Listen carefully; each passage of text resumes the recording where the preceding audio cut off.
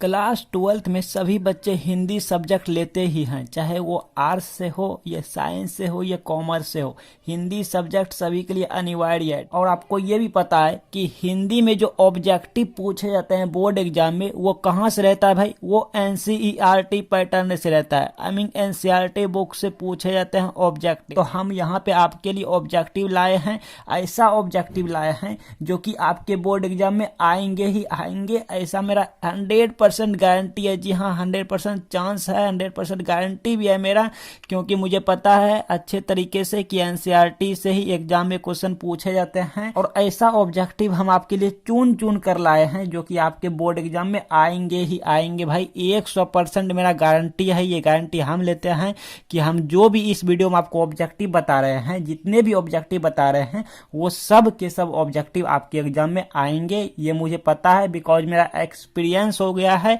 आपका 100 में 100 नंबर आएगा। जी हाँ, अगर आप चाहते हैं कि हिंदी में मेरा 90 से अधिक नंबर आए, बहुत सारे ऐसे बच्चे होते हैं जो कि चाहता है मेरा 100 में 100 नंबर आ जाए हिंदी में, तो वो सही सोचे हैं, सही वो टारगेट बनाए हैं। आपका 100 में 100 नंबर आएगा और ये लाने में मैं आपका हेल्प करूंगा, मैं आपका सहायता करूंगा। ठीक है, बोर्ड एग्जाम में आने की 100% हम गारंटी ले रहे हैं। 100% यहाँ पे चांस है जो कि हम ऑब्जेक्टिव आपको प्रोवाइड कर रहे हैं। ठीक है, वीडियो के थ्रू। तो आप वीडियो पे एंड तक बने रहिएगा। इंपॉर्टेंट से भी इंपॉर्टेंट यहाँ पे क्वेश्चन लेकर आए गए हैं जिसका चांस है परीक्षा में आने की। ठीक है, क्योंकि एनसीईआरटी पैटर्न पे है, यही सब ऑब्जेक्टिव आएंगे। जितने भी यहाँ पे ऑब्जेक्टिव आपको हम दिखाएंगे वो सब के सब एग्जाम में आएंगे। तो आप वीडियो को छोड़ के नहीं जाइएगा, नहीं तो बहुत पछताइएगा। पहले कह देते हैं। जी हाँ, अगर आप चाहते हैं कि 100 में 90 नंबर से ज्यादा मेरा हिंदी में आए तो ये वीडियो आप जरूर देखिए। और नहीं चाहते हैं तो भाई क्यों आप वीडियो पर टाइम बर्बाद कर रहे हैं। लेकिन हम कहेंगे वीडियो पर रुक जाइए,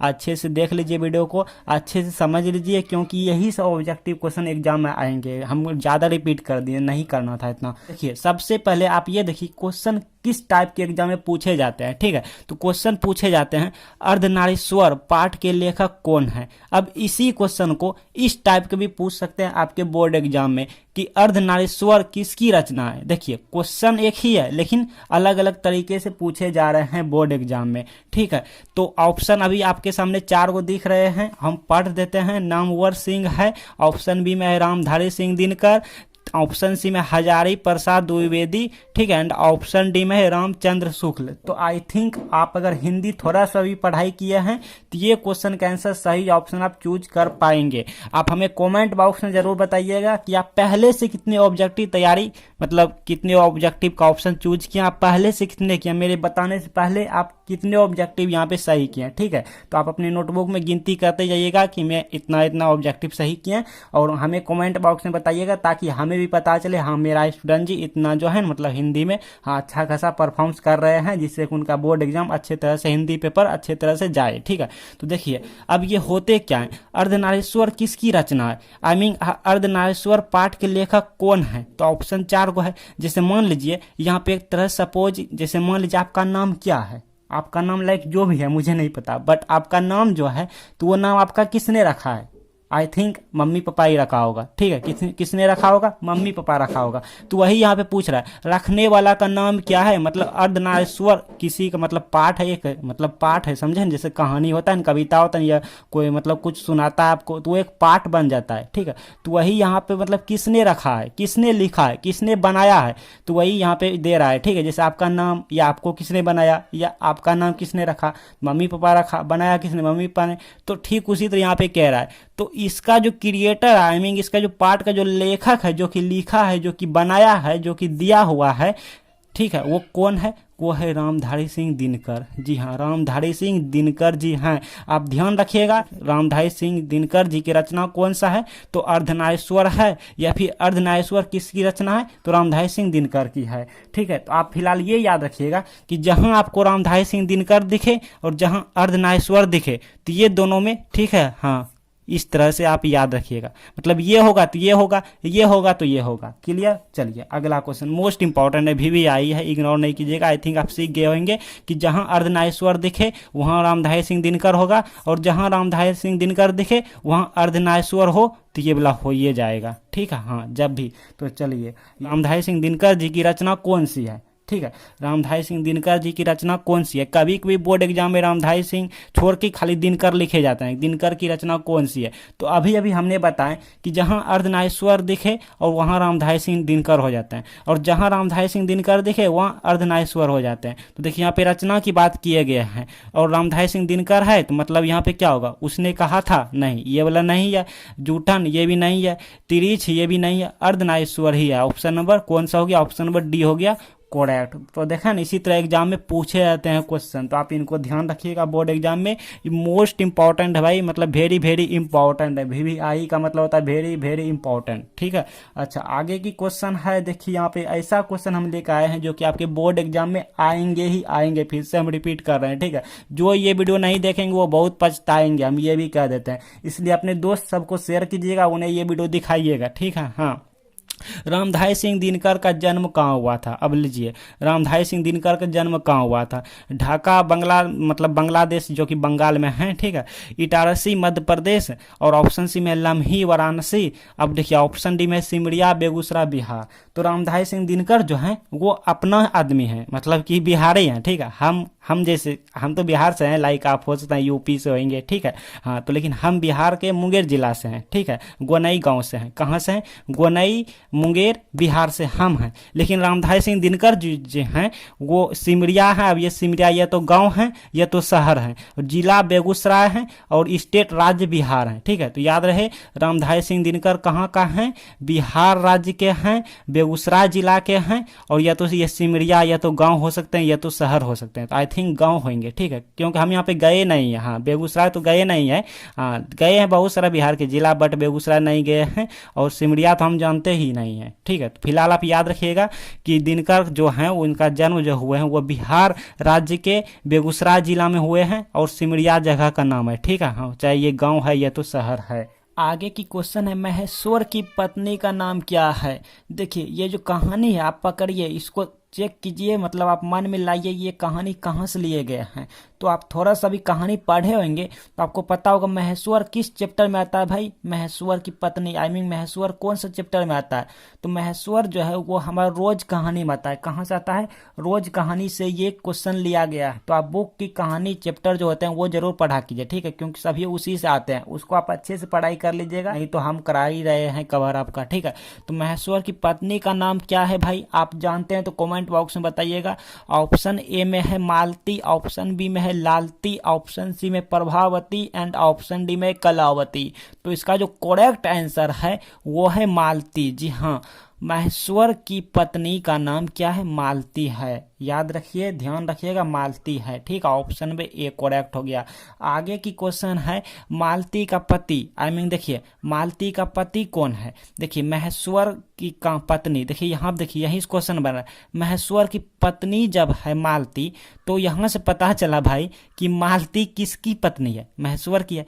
तो ऑटोमेटिक ही महेश्वर क्या हो गया? मालती का पति हो गया। आई मीन ये पति हो गया, ये पत्नी हो गया। तो मालती की पति कौन है? यानी महेश्वर है, ठीक है। मालती की पति या मालती का पति महेश्वर है। अब ये क्या करता है, मतलब महेश्वर क्या कर रहा है? डॉक्टर है, वकील है, मतलब मास्टर यानी टीचर है, या अभियंता? महेश्वर जो है ये एक तरह से डॉक्टर है। क्या है भाई? डॉक्टर है। जी हाँ, मालती का पति यानी महेश्वर जो एक पहाड़ी गांव सरकारी डिस्पेंसरी है, ठीक है। याद रहे, महेश्वर क्या है? आई मीन मालती का पति क्या है? एक डॉक्टर है। ऑप्शन नंबर ए करेक्ट हो गया। ये सब क्वेश्चन परीक्षा में आते हैं, VVI है, ठीक है, मोस्ट इंपॉर्टेंट है। आगे की क्वेश्चन है, सिपाही की माँ के रचनाकार कौन है? देखिए ये क्वेश्चन कहाँ से लिया गया है? तो सिपाही की माँ नाम का कोई चैप्टर है हिंदी किताब में, वहीं से लिया गया है, ठीक है।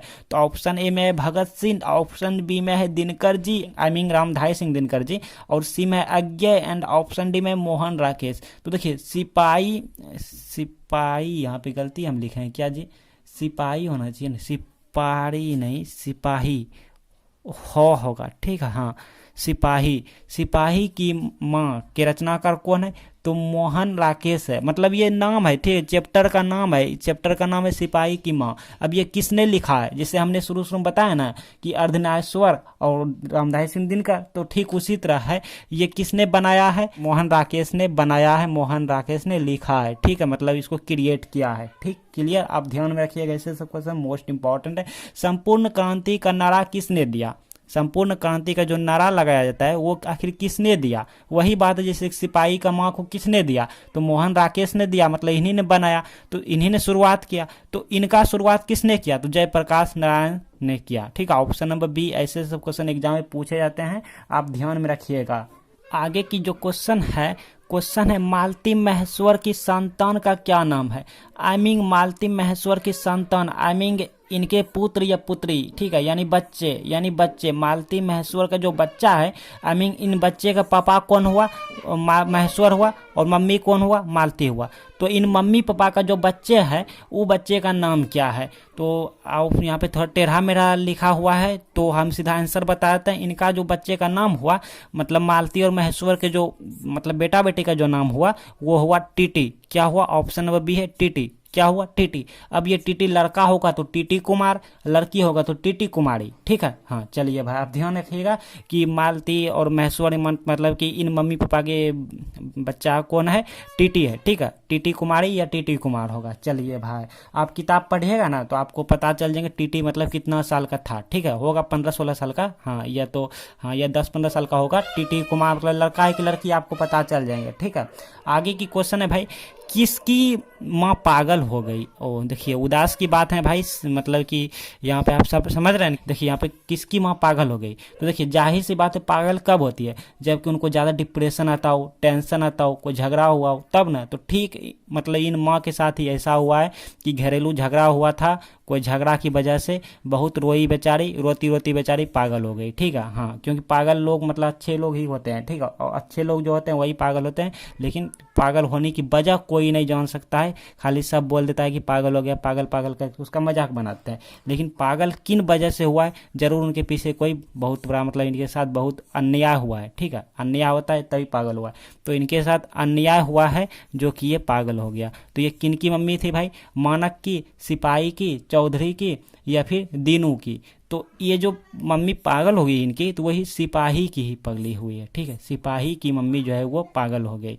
कारण क्या है भाई? कारण है कि मतलब इनके साथ अन्याय हुआ है। ठीक है, इन माँ के साथ अन्याय हुआ, इसलिए सिपाही की मम्मी जो है ये पागल हो गई। ठीक है, हाँ, आप ज़्यादा जानने के लिए आप पढ़िएगा इनको, मतलब काफ़ी दर्दनाक कहानी है। ठीक है, काफ़ी दर्दनाक कहानी है, हमसे तो नहीं पढ़ा जाएगा, आप पढ़ लीजिएगा टाइम निकाल के। ठीक है, इनके साथ अन्याय हुआ है इसलिए ये बेचारी पागल हो गई है। हाँ चलिए, यही वजह है। अच्छा, रोज कहानी के नायिका कौन है? देखिए अब ये पूछ दिया ना, रोज कहानी अभी अभी हमने बताए थे, कौन है भाई रोज की कहानी की? मालती। तो ये मालती है। ठीक है, मालती। ठीक, तो हमने आपको कितना क्वेश्चन बताए? देखिए 10 क्वेश्चन बताए, लेकिन ये 10 के 10 सब हमारा MVVI है, मतलब कि इंपॉर्टेंट से भी इंपॉर्टेंट है। ये 10 में से 10 क्वेश्चन आपके एग्जाम में आ जाए, या तो 10 में से 5 क्वेश्चन जरूर आएंगे। ठीक है, लेकिन आएंगे तो आप हमें कमेंट बॉक्स में बताइए कि आप 10 में से कितने क्वेश्चन आप खुद से बना पाए, मतलब 10 में से आप कितने ऑप्शन सही चूज कर पाए, और अपने दोस्त को शेयर जरूर कीजिए। और अगर आप इस चैनल पर नए हैं तो सब्सक्राइब कर लीजिएगा, इसी तरह आपको वीडियो मिलते रहेंगे, इंपॉर्टेंट वाले मिलते रहेंगे, आपके एग्जाम्स तक मिलते रहेंगे। तो सब्सक्राइब करके ऑल नोटिफिकेशन करके बने रहिए हमारे साथ।